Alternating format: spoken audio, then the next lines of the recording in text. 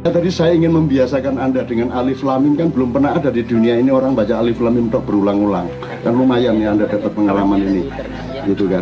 Alif lam mim tak olak-walik. Soalnya apa? Mau tak lewatin bagian alif lam mim aja kita nggak pernah paham. Jadi kita ulang supaya siapa tahu Allah sayang sama kita. Kalaupun kita tidak paham alif lam mim, siapa yang mengatakan harus paham alif lam mim? Tapi alif lam mim bisa merupakan sarana kedekatanmu dengan Allah, sehingga Allah menjadi sayang kepadamu, sehingga Allah akan menambah sesuatu yang tidak engkau sangka-sangka dalam hidupmu. Bisa tambah laris dagangan nih, gitu kan, sehingga meteng iso langsung meteng. Sapi turute, itu teman sekalian ya. Jadi itu yang pertama, yang soal ngasak. Nah Anda ini memang orang ngasak, dan orang yang panen itu insya Allah nanti adalah orang yang mengaku dirinya ngasak, bukan orang yang merasa dirinya panen. Jadi tidak ada regulasi. Kalau Anda sudah haji, tidak pasti Anda lebih baik dari yang belum haji. Terus Anda di sana merasa tamu Allah, sehingga Allah itu tidak adil. Ya apa Gusti Allah sing diceluk sing duwe-duwe tok ae. Kan gitu kan? Yang tidak punya duit untuk ke Mekah tidak dipanggil sama Allah. Gitu maksudnya. Ini panggilan, apa toh alasannya? Lu panggilan kok sing duwe-duwe tok, kan begitu. Jadi Allah kan diskriminatif. Jadi jangan keliru mengartikan itu. Anda jadi tamu Allah di sana tidak berarti Anda sekarang bukan tamu Allah. Emang siapa yang bukan tamu Allah?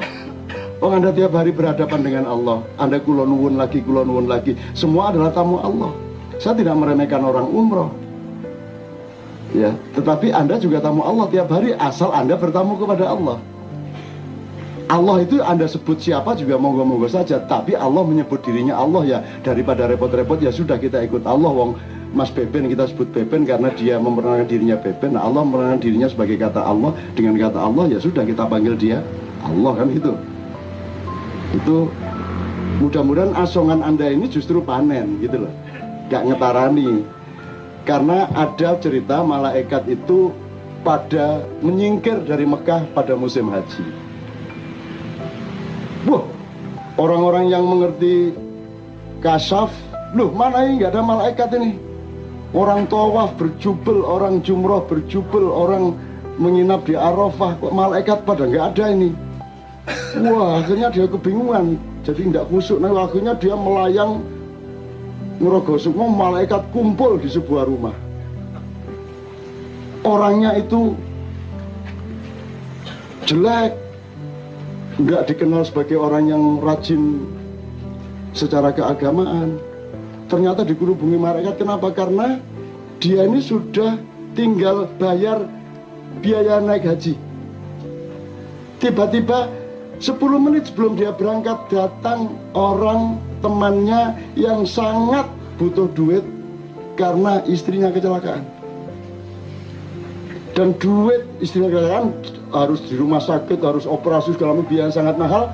Si orang yang mau bayar naik haji ini langsung kasih duitnya.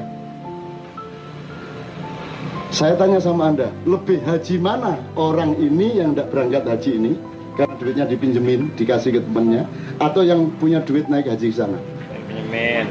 Nah, tapi jangan bilang-bilang sama debat. Ini pemahaman pribadi. Jadi Anda jangan minder lah. Saya juga tidak minder. Saya juga tidak sombong, tapi saya juga tidak inferior. Anda juga begitu. Soal kedekatan sama Allah itu rahasia masing-masing orang. Setiap orang mendekat kepada Allah dengan dirinya dan rahasianya sendiri. Tidak ada yang bisa ngeklaim siapapun. Jadi salah kalau ada orang menuding-nuding, mengkategorikan, menyusun-nyusun, wah kalau ini santri, ini abangan, jari sopo, konro tuh kondi kon. Kemarin saya di Jogja apa di mana itu ada anak pakai Surabaya, pakai pang itu loh dek, semono nyerong ini, besi metal itu, maju ke depan. Di dalam kitab Alfiyah,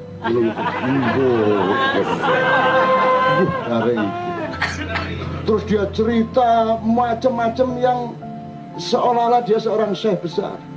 Padahal potongan arek metal. Jadi nggak bisa Anda. Apalagi kalau Anda ingin kesucian, Anda ingin kesejatian.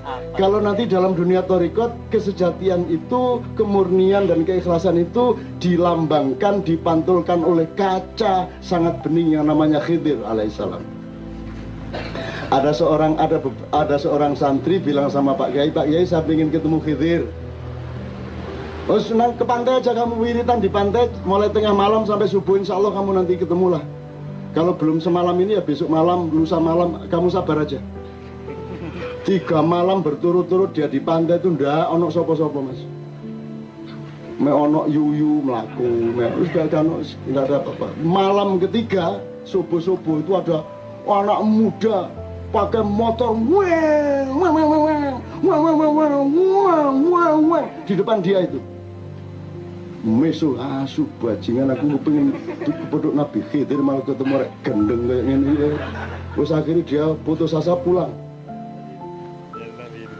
Pak Yai gimana, saya sudah 3 malam ini enggak ketemu, malah ada anak muda ngawur knalpot dibuka beng apa namanya dublek kuping kuwi mergo Kiai. Terus dari Pak Yai, lha iku mang Khidir.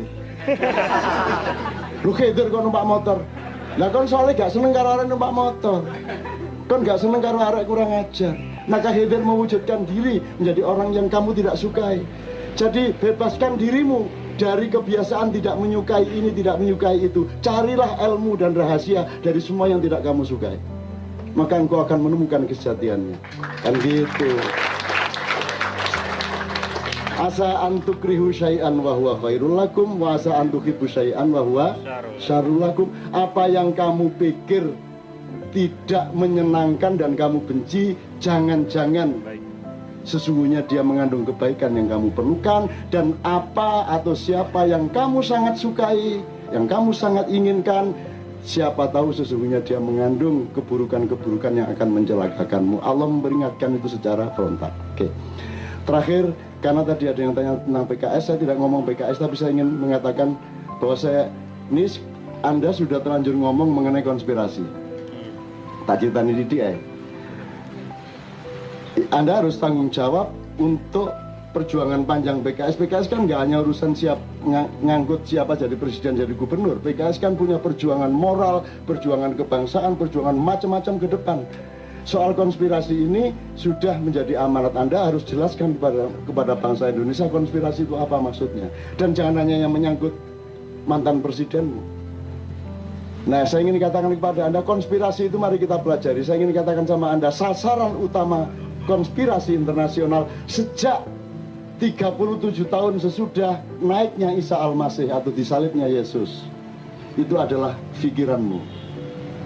Pikiranmu dirusak sejak 2 milenium yang lalu. Kamu disuruh percaya kepada sesuatu yang tidak pantas dipercaya. Kamu menuhankan sesuatu yang tidak pada tempatnya untuk dituhankan. Kamu mengatakan baik kepada sesuatu yang sesungguhnya buruk. Kamu menganggap surga yang sesungguhnya neraka. Dan kamu meyakini neraka yang sesungguhnya itu surga. Di balik kamu punya pikiran. Maka di KC ini tugas utama adalah hening, berpikir sehat kembali, berpikir sportif kembali, berpikir objektif kembali, berpikir jernih kembali. Dari yang kecil-kecil kita latih sampai suatu hari Anda akan menjadi generasi yang betul-betul diamanati Allah, seperti Yahya yang dilahirkan sebagai hadiah kepada Zakaria, yang kemudian disuruh belajar kepada kitab-kitab atau kebenaran yang sejati, kemudian dilahirkan Isa dengan ujian Yahya sendiri, ujian Isa sendiri, tapi akhirnya akan muncul komposisi yang disebut Muhammad SAW. Anda akan sampai ke sana. Ini di luar soal Islam Kristen, tapi kita belajar dari wacana-wacana sejarah. Jadi insya Allah kalau Anda mempelajari konspirasi itu, gini loh, jangan dipikir konspirasi itu kita korbannya terus Amerika subjek. Enggak, Amerika itu ya korban konspirasi. Orang Barat hampir sedunia itu korban paling utama dari konspirasi. Saya nggak usah jelaskan sekarang, kapan-kapan aja. Itu korban paling utama. Kalau Anda ini agak sukar sebenarnya dipengaruhi konspirasi, wong gendeng kabeh kok. Gak cedok pikirannya. Kalau yang gampang dihapus itu kan yang jelas ke utara terus dibelokin ke barat. Anda ini kan tidak jelas. Ke utara kok kadang-kadang menggok ngidul, kadang-kadang balik ngetan kan. Kalau Anda ini kan bangsa yang sangat membingungkan. Sehingga konspirasi itu berlaku sebentar di sini, setelah itu kacau lagi, kan gitu. Jadi percayalah bahwa Anda itu bangsa yang punya ketangguhan justru karena Anda tidak jelas itu. Kalau ada sosok jelas menjadi sasaran tembak, dia bisa ditembak. Tapi Anda adalah sasaran yang tidak jelas. Bagus tak? Kata ketembak padahal gak. Kayak gitu. Jadi Anda ini beres. Maka kata Sabrang, wong kang soleh kumpulono, dan Anda ini sudah berkumpul satu sama lain sesama orang yang soleh. What is the meaning of soleh? Soleh itu jaring apa soleh hati ini? Saoleh-oleh jadi ijo ya. Oke, boleh ya saya jelasin sekalian ya untuk jadi ilmu bersama. Dalam Al-Quran ada 5 macam kebaikan, masing-masing pada tempat dan konteksnya. Ada khair, itu artinya kebaikan yang universal, yang masih cair. Misalnya menyukai keindahan, itu kan umum, khair. Tapi kalau ma'ruf itu menyukai jazz, sudah jelas anunya, pilihannya. Ma'ruf itu kebaikan yang sudah dirumuskan, sudah diuji, sudah diarifi, maka disebut ma'ruf. Terus ada lagi ihsan. Ihsan itu kebaikan yang lahir murni dari diri setiap orang. Anda tidak harus nolong, tapi Anda rela langsung menolong, diminta atau tidak. Itu namanya ihsan. Nomor 4, birrun. Birrun itu rahasia kebenaran yang ada di dalam jiwa Anda, dan itu urusannya sangat private dengan Allah. Maka Allah menyebut al-birru manittaqo. Jadi al-birru itu kebaikan yang merupakan hubungan sangat private antara hamba dengan Allahnya. Nah, maka orang naik haji itu harus merupakan hubungan yang sangat mendalam, hamba yang sedang naik haji dengan Allahnya, sehingga dia disebut mabrur. Dari kata birrun tadi menjadi mabrur. Tidak ada, wah mudah-mudahan jadi haji yang soleh, tidak ada. Mudah-mudahan jadi haji yang ma'ruf, karena haji ma'ruf ono, tapi haji yang ma'ruf gak ono. Mudah-mudahan orang menjadi pedagang yang mabrur, gak ono. Haji mabrur itu spesifik, otentik, hubungan private Allah dengan hambanya. Terakhir, soleh. Soleh adalah kalau sesuatu sudah Anda sikapi dengan jernih dan adil dan sudah disimulasikan mudarat manfaatnya, dia soleh. Jadi mau berbuat baik itu dihitung sampai matang sehingga mudaratnya sangat kecil. Karena kebaikan itu belum tentu baik, dia harus dilaksanakan dengan benar. Kebenaran tidak benar, harus dilaksanakan dengan baik. Rusdi, saya bertamu ke rumahnya, dia berbuat baik, terus tanya sama saya, Cak sudah minum? Belum, Cak, belum. Terus silakan Cak minum, ini tak ambilin, di dapur sudah enggak ceret. Mangap Cak, terus dicuri kan itu. Itu kebenaran yang tidak baik dan tidak indah. Nah, di KJ ini kebenaran harus baik dan indah. Kebaikan harus indah dan benar.